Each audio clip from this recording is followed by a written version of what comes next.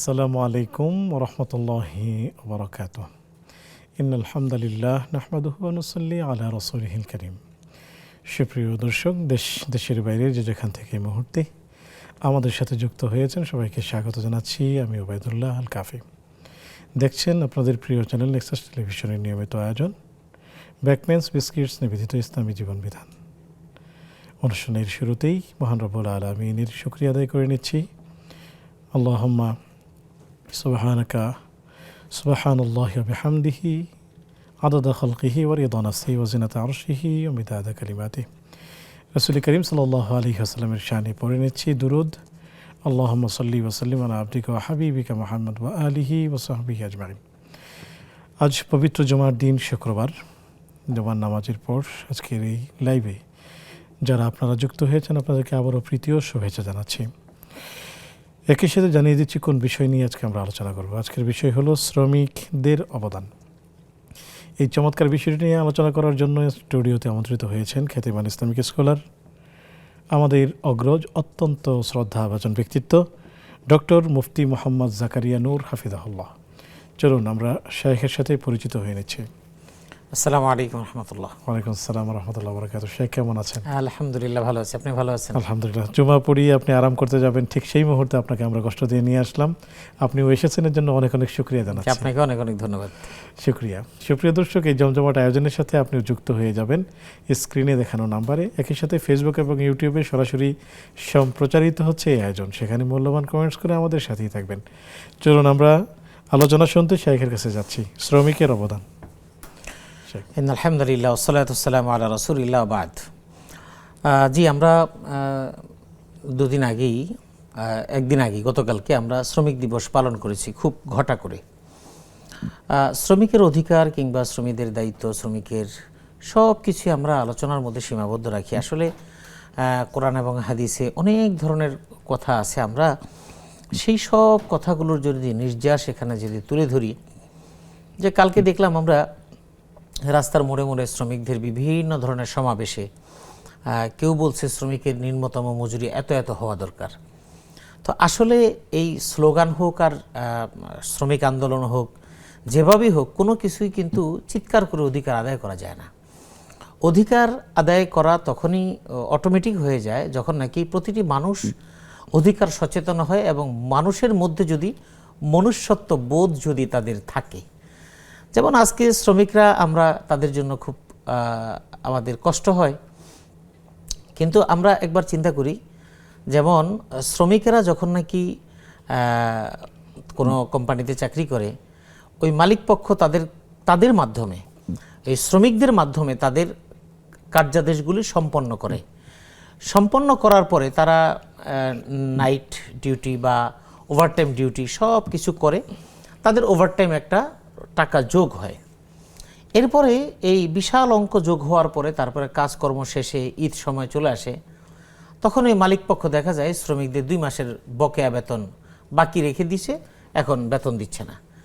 এই দেখা যায় এক একটা কোম্পানিতে 1000, 2000, 10,000, 20,000 এরকম যত সংখ্যা আছে, সব মিলিয়ে কয়েক লাখ শ্রমিক মানবেতর জীবনযাপন করে। কিন্তু যেই মালিক পক্ষ, তারা কিন্তু বউ বাচ্চা নিয়ে তারা কিন্তু হয়তো রোজার ঈদটা পালন করবে সিঙ্গাপুর, কেউ লন্ডন, কেউ আমেরিকাতে, অথবা তাদের সন্তানেরাও ওই দেশে সেটেল হয়ে আছেন।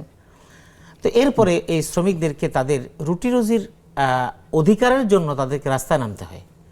এটা হলো আমাদের জন্য দুঃখজনক। আবার শ্রমিকরাও কখনো কখনো মালিক পক্ষের কাজ করে মালিক পক্ষ আবার দিচ্ছে। আবার সবাই যে মালিকের দোষ তাও কিন্তু না, আবার সবাই যে শ্রমিকের দোষ তাও না। কিছু শ্রমিক পক্ষ আবার মালিককে জিম্মি করে তাদের কাছ থেকে অন্যায়ভাবে তাদেরটা আদায় করার জন্য রাস্তা ব্লক করে দিচ্ছে। তো আসলে দুই পক্ষেরই সমস্যা কোথায়? দুই পক্ষের সমস্যা হলো, আমরা দুই পক্ষের সমস্যাটা শুনবো। একজন দর্শককে যুক্ত করি। আসসালামু আলাইকুম রাহমাতুল্লাহ। ওয়ালাইকুম আসসালাম। হুজুর, আমার একটা প্রশ্ন ছিল। জি, দুটো প্রশ্ন ছিল।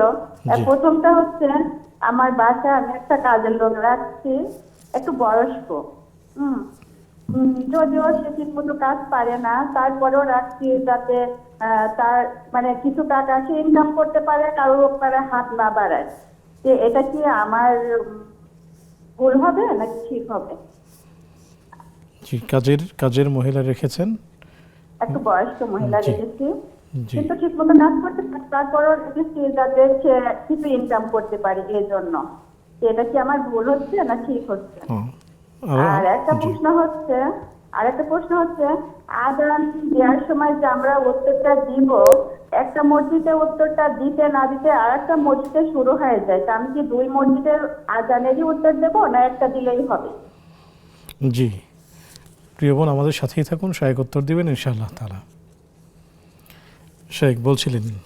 জি, এই জন্য আসলে শ্রমিকের অধিকার বলেন, মালিকের অধিকার বলেন, সব কিছুই নির্ভর করবে আমি মানুষ হিসেবে আমার ভিতরে যদি মনুষ্যত্ব বোধ যদি জাগ্রত হয়, মালিক পক্ষ যদি চিন্তা করে যে 1000 শ্রমিক তারা আমার অধীনে কাজ করছে, তাদের এর মাধ্যমে প্রতিটি পরিবারে 2 জন 4 জন 5 জন করে লোক এখান থেকে তাদের রিজিকের ব্যবস্থা আল্লাহ করছেন, সুতরাং আমি যদি তাদের বেতনটা ঠিকমতো না দিয়ে দিই তাহলে তারা চলবে কিভাবে, এই চিন্তা করে যদি তাদের অধিকারটা আদায় করে দেয় তাহলে আর শ্রমিক পক্ষের কোনো সমস্যা থাকে না।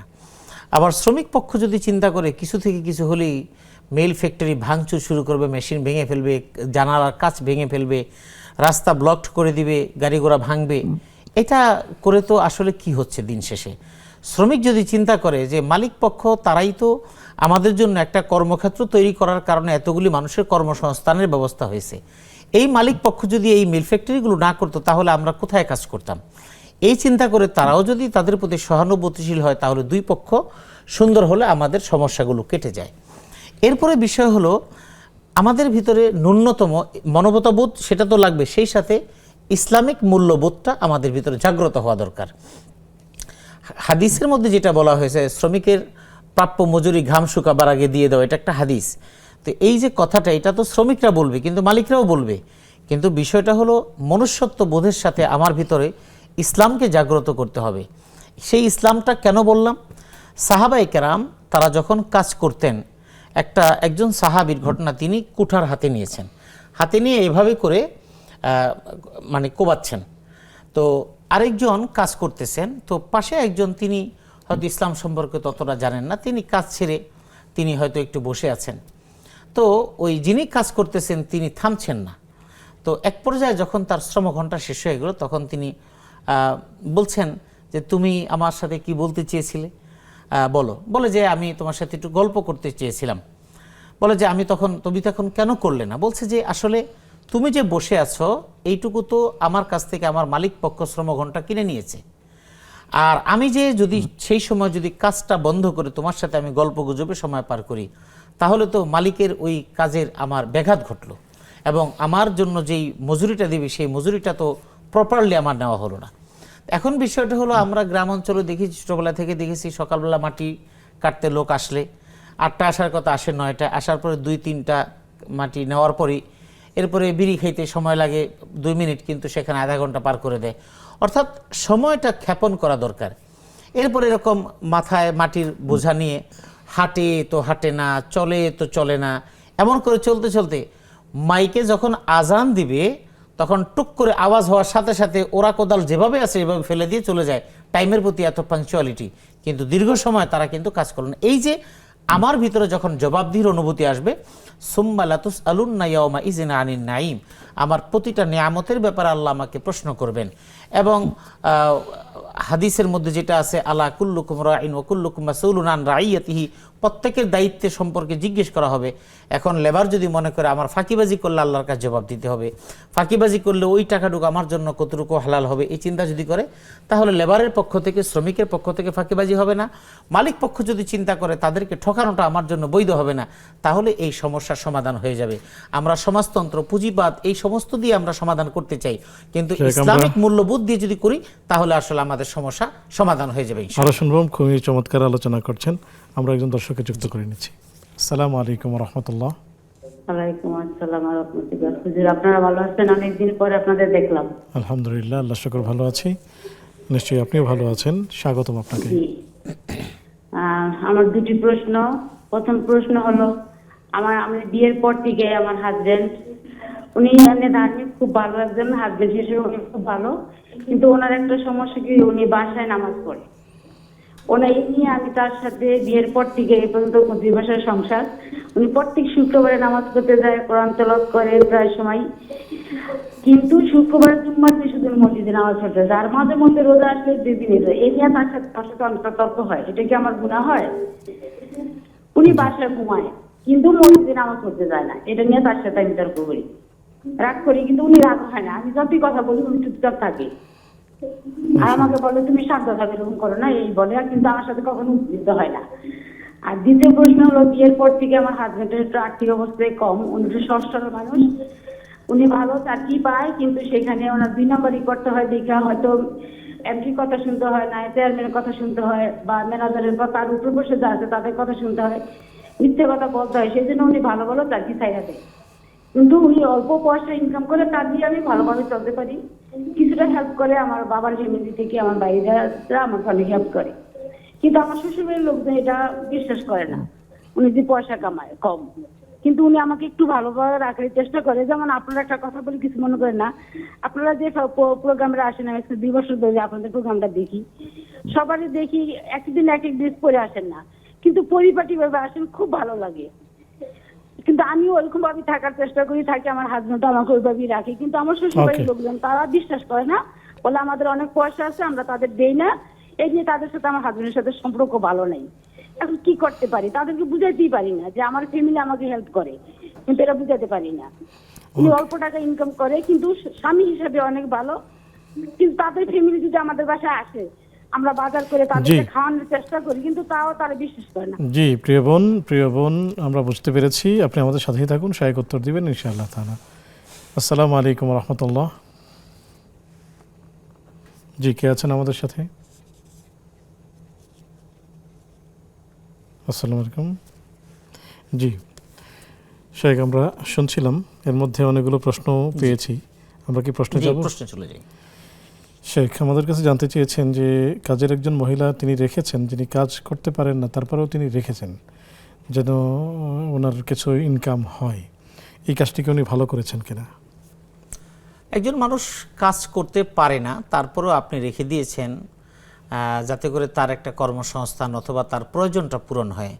হ্যাঁ, এটা অবশ্যই ভালো কাজ করেছেন যে একজন অসহায় মানুষকে আপনি আপনার কাছে রেখে তার খাবার দাবার সহ তার ব্যবস্থা নিয়েছেন এবং তিনি যেন কষ্টে না থাকে সেই দায়িত্ব নিয়েছেন। এটা নিঃসন্দেহে ভালো একটা কাজ করেছেন, এতে কোনো সন্দেহ নেই। জাযাকুমুল্লাহ। শেখ, আমরা আসবো, অনেকগুলো প্রশ্ন, একজন দর্শক অপেক্ষায় আছেন। আসসালামু আলাইকুম রাহমাতুল্লাহ। আমি রাতে ঘুমার মধ্যে স্বপ্ন দেখছি জি, মানে আমি টাকা গুনতেছি, এটা একটু ব্যাখ্যাটা বলার জন্য। জি, আমাদের সাথেই থাকুন, শায়েক উত্তর দিবেন ইনশাআল্লাহ তাআলা। সুপ্রিয় দর্শক, দেখছেন আপনাদের প্রিয় আয়োজন ব্যাকম্যানস বিস্কিটস নিবেদিত ইসলামী জীবন বিধান। সময় হলো একটি বিজ্ঞাপন বিরতিতে যাবার, ফিরছি একটু পর, আমাদের সাথেই থাকুন।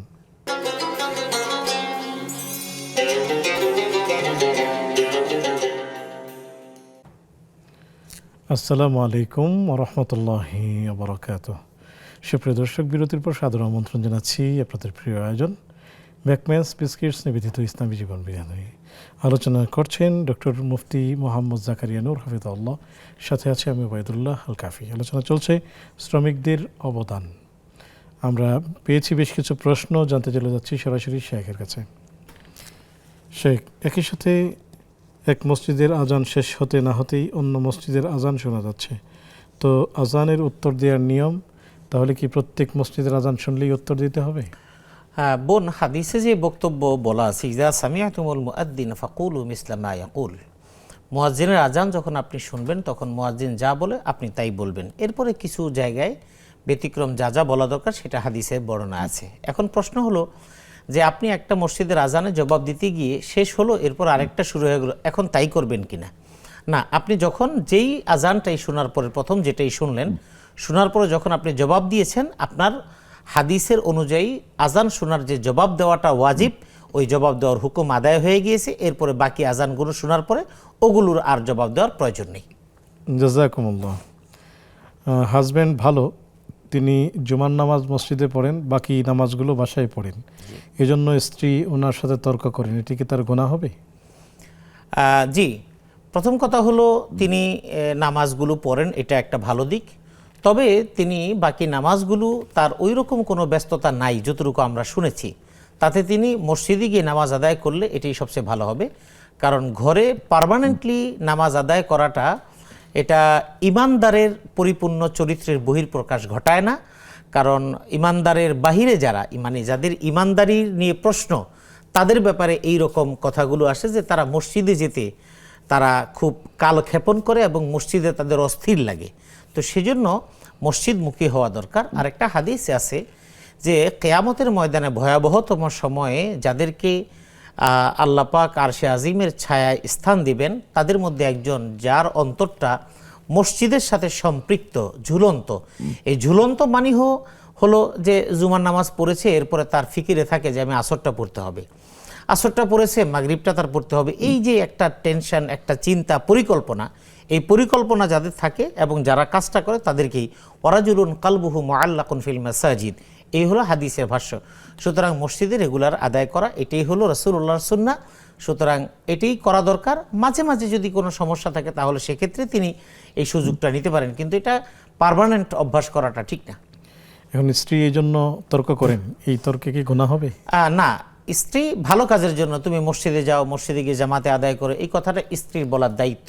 তিনি একটি ভালো কাজ করছেন এবং তিনি সওয়াব পাবেন। তবে অবশ্যই বলতে গিয়ে যেন ঝগড়াঝাটি যেন এমন পর্যায়ে চলে না যায় যেই পর্যায়ে গেলে প্রত্যেকের প্রতি প্রত্যেকের সম্মান হানিকর কোনো পরিস্থিতি যেন সৃষ্টি না হয়। শুকরিয়া, জাযাকুমুল্লাহ। শেখ, আমাদের একজন দর্শক অপেক্ষা করছেন, নিচ্ছি। আসসালামু আলাইকুম ওয়া রাহমাতুল্লাহ। সিলকের থেকে নাজমুল না হয়। জি হ্যালো, জি প্রিয় দর্শক। হ্যালো, আসসালামু আলাইকুম। ওয়ালাইকুম আসসালাম। আমি সিলকের থেকে নাজমুল না হয়। স্বাগতম আপনাকে, প্রশ্নটি করুন।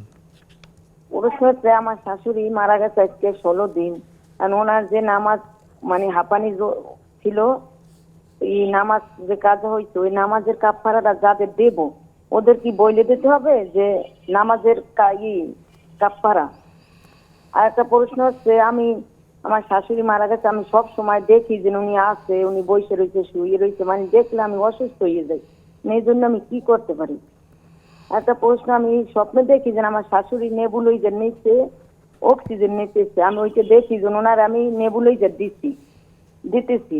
আমি এই স্বপ্নটা কিসের জন্য দেখলাম একটু বলবেন তিনি? জি প্রিয় বোন, আমাদের সাথেই থাকুন, শায়েখ উত্তর দিবেন ইনশাআল্লাহ তাআলা। শায়েখ, আমরা আপনার কাছ থেকে জানতে চাবো যে এখানে অনেকগুলো প্রশ্ন। মনে আরেকটা প্রশ্ন করেছিলেন যে তার হাজবেন্ড চাকরি বাকরি করার ব্যাপারে একটু উনি ছেড়ে দেন, একটু নিরুৎসাহী, এবং তিনি বলেন যে ওখানে মিথ্যা কথা বলতে হয় বা এই জাতীয় বিষয়, এই জন্য তিনি কাজ করেন না। এবং তিনি যে সংসার পরিচালনা করেন সেখানে খুব যৎসামান্য টাকা, এবং তার বাবার বাড়ি থেকে তার বাবা এবং ভাই সম্ভবত তাকে হেল্প করেন। কিন্তু শ্বশুরবাড়ির মানুষজন সেটা বিশ্বাস করে না, তারা মনে করে তাদের অনেক টাকা আছে। এখানে বোন, একটা কথা আমি আপনাকে বলি যে আপনার হাজবেন্ড মিথ্যা কথা বলা লাগে সেজন্য কাজ করেন না। পৃথিবীতে মিথ্যা কথা বলা লাগে না এমন বহু কাজ আছে যেটা মিথ্যা কথা বলা লাগে না। কাজ করার ইচ্ছা থাকলে অনেক কাজ করা যায়। এখন আমি আপনার হাজবেন্ড সম্পর্কে জানি না এবং সেজন্য কোনো মন্তব্য করব না। তবে সমাজের বাস্তবতা হলো এরকম যে যাদের কাজ করতে ইচ্ছা করে না, ঘরে বসে সারাক্ষণ থাকবে, বউ কোথার থেকে ব্যবস্থা করে দিবে, তুমি তোমার বাবার বাড়ি থেকে আনো। এবং আমাদের দেশের একটা নেচার, সেটা হলো এই বহু হাজবেন্ড আছেন খুব ভদ্র, অমায়িক, সারাদিন বললেও কোনো জবাব দিবে না। এটা একটা ভালো দিক, অনেকেই খুশি থাকেন যে অনেকক্ষণ খ্যাসখ্যাস করলেও জবাব নেই। কারণ জবাবটা আসে না, কারণ তিনি তো আপনার জন্য তেমন কিছু করছেন না, বরং আপনি তার জন্য ব্যবস্থা করছেন। সুতরাং এখানে জবাব দেওয়ার তো কোনো জায়গা নেই। জবাব যিনি দিবেন তার সেরকম রক্তের মধ্যে সেই স্পিরিটটা থাকতে হয়। তো এই জন্য তিনি যে কাজ করেন না এটাও খুব প্রশংসনীয় বিষয় না। কারণ আপনার সন্তানের দায় দায়িত্ব আল্লাহ পাক কর্তৃক তার দায়িত্বে চেপে দিয়েছেন। সুতরাং তিনি সেটা থেকে নিজেকে দূরে রেখে আপনার উপর অটোমেটিক দায়িত্ব দিয়েছে, এটা প্রথমত তিনি ঠিক করেন নেই। এরপরে বক্তব্য হলো শ্বশুরবাড়ির লোকজন বুঝতে চায় না। আসলে এটা আপেক্ষিক ভাই, এটা আপনি কাকে কিভাবে বুঝাবেন, এটা আপনাদের সমঝোতার বিষয়, আপনারা কিভাবে চলবেন। তবে আপনার স্বামীর উচিত একটা কাজকর্ম করা, যেই কাজের মধ্যে অন্যায় আছে, যেই কাজের মধ্যে মিথ্যা আছে, সেটা বাদ দিয়ে অনেক কাজ আছে যে কাজগুলো করা যায়। এটা পুরুষের দায়িত্ব, পুরুষ কাজ করবে, সন্তানের জন্য জোগাড় করবে, এটাই হলো আল্লাহর পক্ষ থেকে তার উপর দায়িত্ব। এই দায়িত্ব সম্পর্কে আল্লাহ তাকে প্রশ্ন করবেন যে তোমার যে দায়িত্ব ছিল সেই দায়িত্ব তুমি পালন করেছো কিনা। সুতরাং এই বিষয়ে আপনারা যত্নবান হবেন ইনশাআল্লাহ। শুকরিয়া, জাযাকুমুল্লাহ। শেখ, স্বপ্ন দেখেছেন টাকা গুনতে, এটি আসলে কি? আসলে স্বপ্ন দেখেছেন টাকা গুনতে, স্বপ্নটা কয়েক ধরনের হয়। কিছু কিছু স্বপ্ন আছে আল্লাহর পক্ষ থেকে, কিছু কিছু স্বপ্ন আছে শয়তানের পক্ষ থেকে, কিছু কিছু স্বপ্ন আছে যেটা আমরা কল্পনা করি। আমি যা বলছি এটা কিন্তু হাদিসের ভাষ্য বলছি, বুখারীতে বর্ণিত হাদিসের বাংলাটা আমি বলছি। তো আপনি যে টাকা গুনতে দেখছেন, এটা হতে পারে যে আপনি সার্বক্ষণিক কল্পনায় টাকা পয়সা নিয়ে চিন্তা ভাবনা করেন, টাকা কিভাবে আর্ন করা যায়, অথবা আপনি যে কাজে আছেন সেই কাজের মধ্যে হয়তো টাকার সাথে সম্পৃক্ততা আছে। এই নানাবিধ কারণে আপনি টাকা গুনতে দেখতে পারেন, এটা একটা স্বাভাবিক। আরেকটা বিষয় হলো আপনি টাকা গুনতে দেখছেন, এটা হতে পারে যে আপনি কাজের কোনো চিন্তা ভাবনা করছেন, সোর্স অফ ইনকামের চিন্তা ভাবনা করছেন, এ কারণে হয়তো বা আপনার সামনে হয়তো কোনো এরকম সুযোগ আসতে পারে যেই সুযোগের কারণে আপনি কিছু টাকা আর্ন করবেন, এটা হতে পারে। স্বপ্ন যেটাই দেখেছেন আল্লাহর কাছে দোয়া করবেন যে আল্লাহ আমি যেটা দেখেছি এটা যদি অকল্যাণকর আমার থেকে দূর করে নাও, আর যদি কল্যাণকর হয় সেটা আমার জন্য কবুল করে নাও। এটাই হলো দোয়া করার দায়িত্ব। শুকরিয়া, জাযাকুমুল্লাহ। আসসালামু আলাইকুম রাহমাতুল্লাহ। আসসালামু আলাইকুম রাহমাতুল্লাহ। এখন আমার মেয়ের ব্যাপারে একটু কথা বলতাম। জি ও নামাজ পড়তেই চায় না, কোনো আল্লাহর দিকে নিতেই পারি না তাকে। আমাদের সাথে খুব উগ্রতা ব্যবহার করে স্যার। হুজুর, কি করা সম্ভব? নামাজও পড়বে না, কোরআনও পড়বে না, আমার মন মতন আমি পড়বো। জি আর কথাই শোনে না, কোনো কথা শোনাইতে পারি না, খুব রাগ জিদ করে। এমনি অসুস্থ, একটু ব্রেনের রোগী, ওষুধ চলতে আছে তার।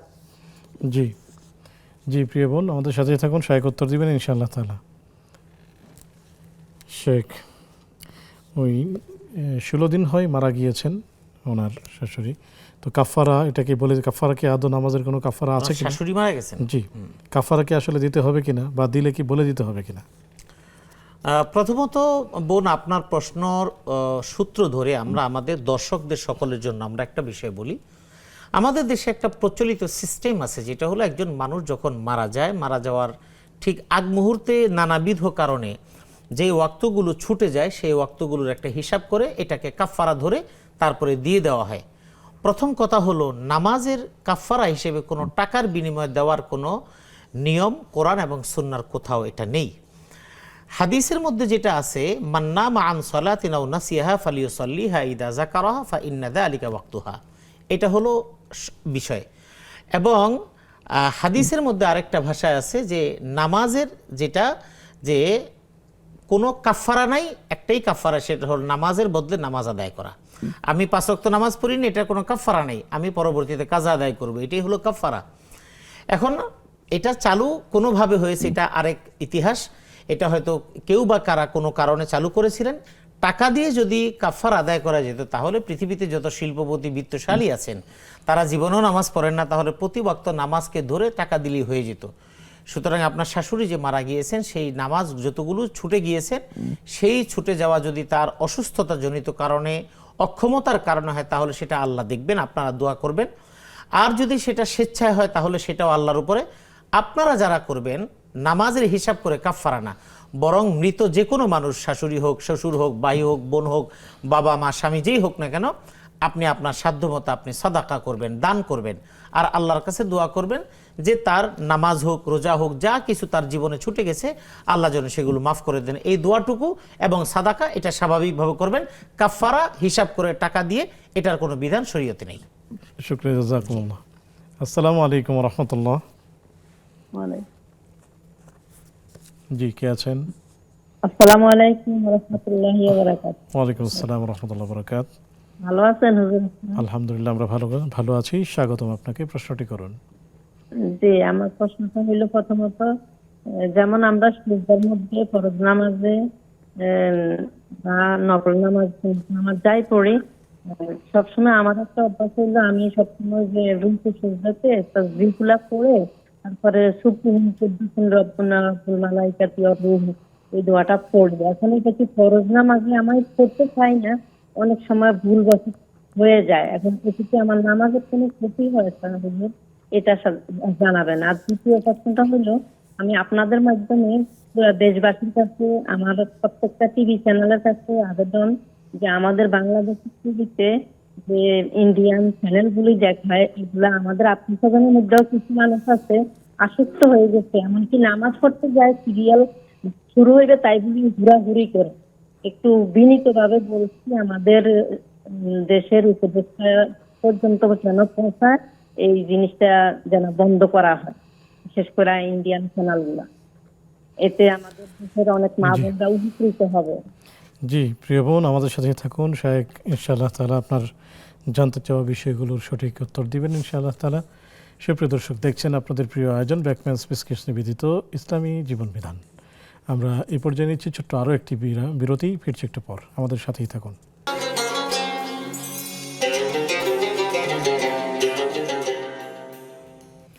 আসসালামু আলাইকুম রহমতুল্লাহি বারাকাতুহু। সুপ্রিয় দর্শক, বিরতির পর সাদর আমন্ত্রণ জানাচ্ছি আপনাদের প্রিয় আয়োজন ব্যাকম্যান স্পিচকেস নিবেদিত ইসলামী জীবন বিধানে।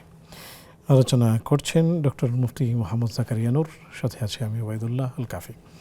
পেয়েছি আপনাদের বেশ কিছু প্রশ্ন, জানতে চলে যাচ্ছি সরাসরি শেখের কাছে। শেখ, শাশুড়ি মারা গিয়েছেন, তবে সবসময় স্বপ্নে কাছাকাছি আসেন এবং উনি দেখেন যে শাশুড়ি অসুস্থ, তিনি নেবুলাইজার দিচ্ছেন, তো এটি কি ভালো জিনিস? এটা হলো, আমরা একটু আগেই একটা প্রশ্নের উত্তরে বলেছিলাম যে স্বপ্ন আসলে কয়েক ধরনের হতে পারে। আপনার শাশুড়ি যে ইন্তেকাল করেছেন, তিনি এরকম নেবুলাইজ তার মনে হয় করা লাগতো, এটা আপনাদের চোখের সামনেই হয়েছে। এখন ইন্তেকাল করার পরবর্তী সময় হয়তো সেই বিষয়টি আপনারা বারবার আপনাদের স্বপ্নে চলে আসতেছে। এই স্বপ্নে চলে আসা এটা কোনো খারাপ কিছু না, বা এটার জন্য কোনো দায় দায়িত্ব আপনাদের কাঁধে নেই। আর স্বাভাবিকভাবে একজন মানুষ চলে যাওয়া বা ইন্তেকাল করার পরবর্তীতে তাদেরকে স্বপ্ন দেখাটাও যেমন স্বাভাবিক, না দেখাটাও স্বাভাবিক। তো সুতরাং তাদের জন্য দোয়া করা, আপনি যেভাবেই তাদেরকে দেখেন না কেন সবসময় তাদের জন্য দোয়া করা, এটাই হলো ইসলামী শরিয়ার পদ্ধতি এবং এটাই করণীয়। যে সুতরাং আপনি তাদের জন্য দোয়া করবেন, আল্লাহ যেন তাকে মাফ করে দেন, এই জন্য বেশি বেশি দোয়া করা, আর সম্ভব হলে সাদাকা করবেন, এটাই দায়িত্ব। জি, শুকরিয়া, জাযাকুমুল্লাহ। মেয়ে নামাজ পড়তে চায় না, উগ্রতা দেখায়, কথা শোনে না, করণীয় কি? মেয়ে নামাজ পড়ে না, উগ্রতা দেখায়, কথা শোনে না, এটার জন্য আসলে কয়েকটা বিষয়, যে আমরা জানি না ছোটবেলা থেকে আপনি তাদেরকে কিভাবে গাইড করেছেন সেটা আমরা জানি না। হাদিসের মধ্যে যে বক্তব্যটা আছে যে কুল্লু মাউলুদ ইউলাদু আলাল ফিতরা ফাআবাহু ইউহাউইদানি ওয়া ইউনাসসিরানি ওয়া মাজিসানি, এরকম অনেক লম্বা কথা। অর্থাৎ সন্তান মূলত পিতামাতার অনুসারী হয় এবং পিতামাতার কারণেই তারা বিভিন্ন ধর্মে বিভিন্নভাবে আকৃষ্ট হয়।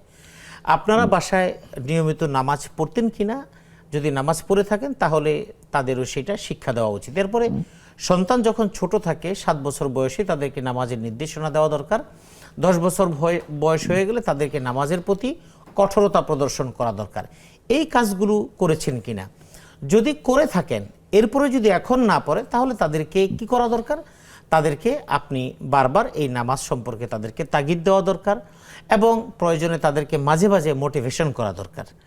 এটা হলো এখন। আর যদি আগের 2টা কাজ করে না থাকেন, তাহলে আমরা বলবো যে আসলে আগে কাজ করা না থাকলে হঠাৎ করেই মাটিটা শুকনো হয়ে গেলে সেটাকে ইচ্ছা করলে কিন্তু পাতিল কিংবা জগ কিংবা বদনা বানানো যায় না, সেজন্যই সমস্যা। তো এই জন্য এখন দায়িত্ব হলো আপনি আপনার সন্তানকে একটু বুঝাবেন, একটু মোটিভেশন করবেন, সবসময় না, মাঝে মাঝে ওকে নিয়ে একটু বসে নামাজের ব্যাপারে একটু তালিম দেওয়া, একটু পড়া দরকার, বা যেভাবে সুন্দর করে তাদেরকে বলা দরকার। বাকি আল্লাহর কাছে বেশি বেশি দোয়া করবেন যাতে করে আপনার সন্তানকে আল্লাহ নামাজি বানায় দেয়। মেয়েটা মানসিকভাবে একটু অসুস্থ আছে, চিকিৎসা চলছে। ও আচ্ছা, আর যদি আর একটা, যেটা একটা গুরুত্বপূর্ণ বিষয়, মানসিকভাবে অসুস্থ, তার উপর অবশ্যই এই বিষয়গুলোতে আপনি প্রেশার দিবেন না, যে নাকি মানসিকভাবে অসুস্থ। এখন সেটা কোন ধরনের সেটা আমরা জানি না, যেহেতু চিকিৎসা চলছে তাহলে হয়তো মেজর কোনো সমস্যা হতে পারে।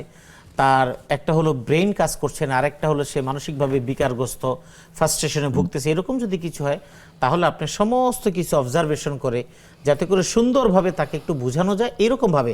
আর যদি দেখেন যে হিতে বিপরীত হতে পারে অথবা মেজাজ এখন সব কিছু নিচ্ছে না, তাহলে আপাতত অফ থাকবেন, ধীরে ধীরে এটাকে করার চেষ্টা করুন, আর বাকি আল্লাহর কাছে দোয়া করবেন ইনশাআল্লাহ। শুকরিয়া, জাযাকুমুল্লাহ। শেখ, আমরা একজন দর্শককে যুক্ত করে নিচ্ছি। আসসালামু আলাইকুম রহমতুল্লাহ। আসসালামু আলাইকুম। আমার দুটো প্রশ্ন। জি, ওয়ালাইকুম আসসালাম, স্বাগতম। আমি ঢাকায় থাকি। আমাদের বাড়ি ঢাকা থেকে প্রায় 150 কিলোমিটার মতো দূর। তো আমি নানা বাড়িতে গেলে কি সেখানে কত নামাজ পড়বো তুমি? 150 কিলোমিটার দূর। জি আর নানা বাড়িতে কত পড়তে হবে? জি, আরো কোনো প্রশ্ন? আরেকটা প্রশ্ন ছিল, সেটা হচ্ছে কত এর সময় সুন্নতটা পড়তে হবে কিনা, নাকি শুধু ফরজের 2 রাকাত পড়বে? জি, আমাদের সাথেই থাকুন প্রিয় বোন, শেখ উত্তর দিবেন ইনশাআল্লাহ তাআলা। শেখ, নফল ফরজ নামাজ পড়ার সময় রুকুতে গিয়ে সুবহান কুদ্দুসুন এটি তিনি পড়েন, তো ফরজে উনি অনিচ্ছাকৃত সেটা পড়া হয়ে যায়, এক্ষেত্রে নামাজের কোনো ক্ষতি হবে কিনা?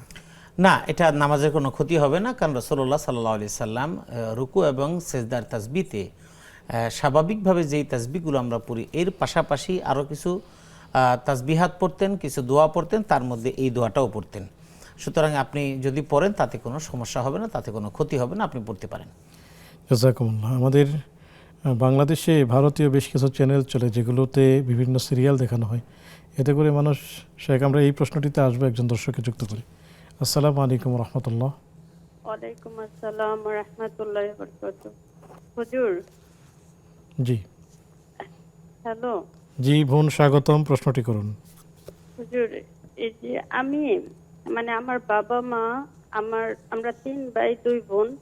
আমাদের 2 বোন রে আমার বাবা মা তেমন একটা ভালোবাসে না, বেশিরভাগ ভাইদেরকেই অনেক বেশি ভালোবাসে। তার সম্পদ যা আছে সব ভাইদের নামে লিখে দিচ্ছে।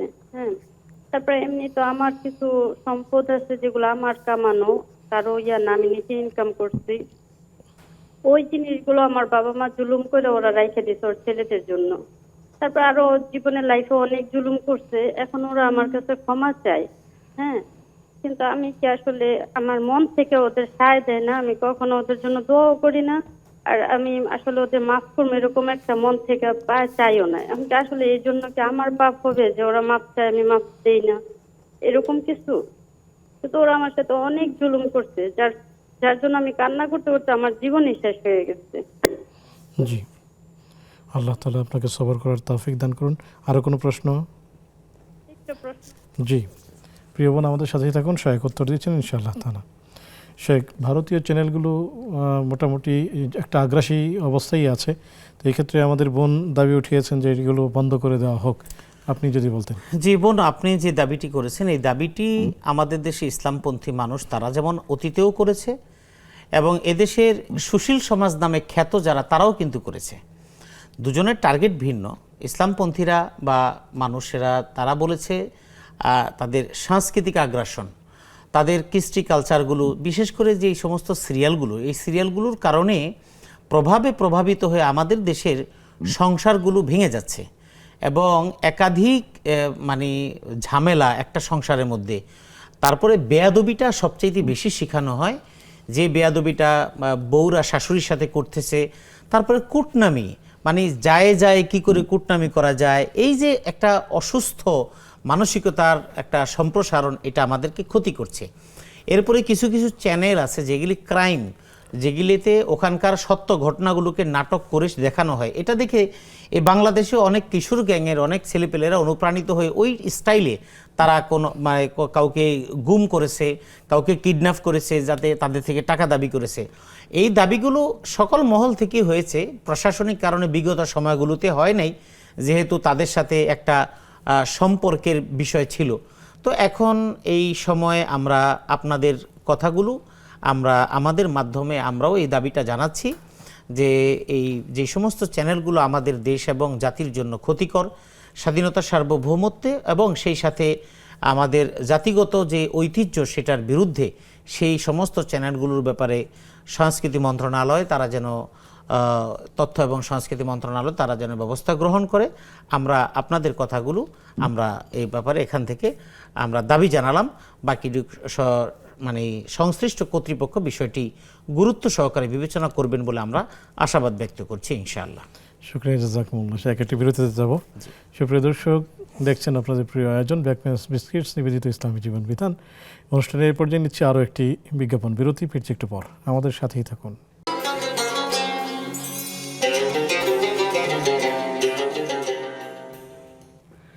আসসালামু আলাইকুম রহমতুল্লাহি ওবরাকাতুহু। সুপ্রিয় দর্শক, বিরতির পর সাদর আমন্ত্রণ জানাচ্ছি আপনাদের প্রিয় আয়োজন ব্যাকম্যান্স বিস্কিটস নিবেদিত ইসলামী জীবন বিধানে। আলোচনা করছেন শেখ মুফতি ডক্টর জাকারিয়া নূর হাফিজাহুল্লাহ, সাথে আছে আমি ওয়াহিদুল্লাহ আল কাফি। বেশ কিছু প্রশ্ন পেয়েছি, জানতে চলে যাচ্ছি শেখের কাছে। শেখ, নানার বাড়ি হলো 150 কিলোমিটার, কসর পড়তে হবে? জি, নানার বাড়ি 150 কিলোমিটার যদি হয় তাহলে সেখানে কসর পড়তে হবে। কসর যিনি পড়বেন তিনি কি সুন্নত নামাজটাকে পড়তে হবে না না পড়লেও হবে? সালাতুস সাফারি রাকাতান হাদিসের ভাষ্য অনুযায়ী, অর্থাৎ সফরের অবস্থা 2 রাকাত নামাজ পড়বে, এটাই হলো সুন্নাহ। শুকরিয়া, জাযাকুমুল্লাহ।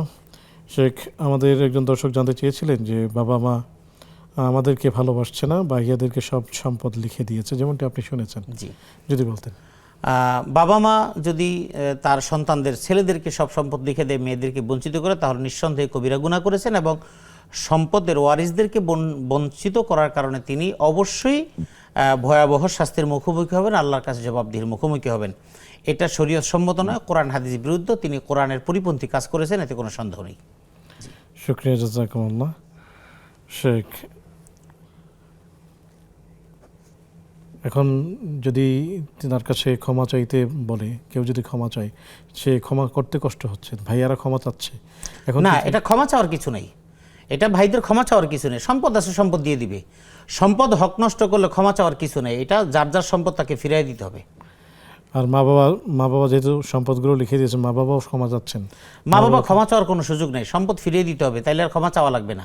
সম্পদ ফিরিয়ে দেওয়া এটাই হলো সবচেয়ে বড় কাজ। শুকরিয়া। তাহলে সকল দর্শক শ্রোতাদের জন্য এটি একটি মেসেজ যে ইসলাম বলছে বাবা মা চাইলে তাদের সম্পদ নির্দিষ্ট সন্তানদেরকে দিতে পারবে না। বাবা মায়ের সম্পদে সকল সন্তানের সমান অধিকার, যেটা আল্লাহ তাআলা যেই বন্টন পদ্ধতি বলে দিয়েছেন কোরআনুল কারীমের মধ্যে, সেটিই করতে হবে। আল্লাহ তাআলা আমাদেরকে সেটি বুঝে আমল করার তৌফিক দান করুন।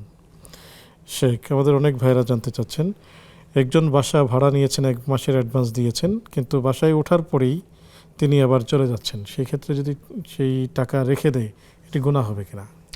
বাসায় ওঠার পরেই অ্যাডভান্সের টাকাটা, 1 মাসের অ্যাডভান্স দিয়েছেন, এখনও রানিং মাসের টাকা দেননি, সেই 4 দিন 5 দিন থেকে তিনি আবার চলে যাচ্ছেন, কিন্তু বাড়ির মালিকরা তো সেই টাকাটা ব্যাক করছে না, এটি কোনো গুনাহ হবে কিনা? না, গুনাহ হবে না। কারণ হলো উনি যখন চলে যাচ্ছেন এই মাসে তো তিনি আর ভাড়া দিতে পারছেন না, সুতরাং এটা বাড়িওয়ালা যদি চান তাহলে তিনি রেখে দেবেন। আর যদি বাড়িওয়ালা যদি দিয়ে দেন, এটা উদারতা, তবে এটা দেওয়ার হিসেবে পড়ে না, কারণ ভাড়া নিয়েছেন, সুতরাং ভাড়াটা 3 দিন থাকুক 10 দিন থাকুক, তার ভাড়া দিতে হবে।